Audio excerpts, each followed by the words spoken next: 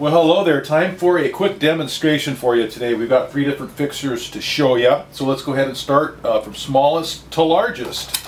We have labels. That's going to indicate the front. You're going to put that label directly in front of you and then go through a 2-part process. Set the box into the fixture, then press it down and make her fold. So let's go ahead and set her, press her on down, a couple of folds, and we've got our first one.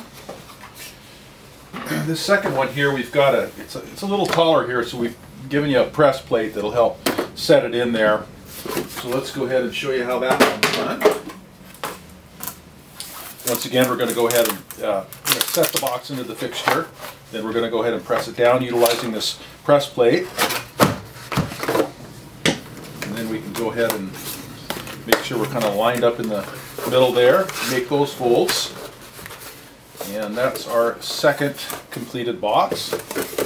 And we've saved the largest for last. Let's go ahead and pull that fixture over. We're going to put that label directly in front of us. For some of the larger boxes, you'll find it might be a little bit easier to go ahead and get it lined up by breaking these scores here and pulling them up against the pillars and then setting in the fixture this way. We can go ahead and press her on down. Once again, a couple of folds, and we're off to the races. Thanks again.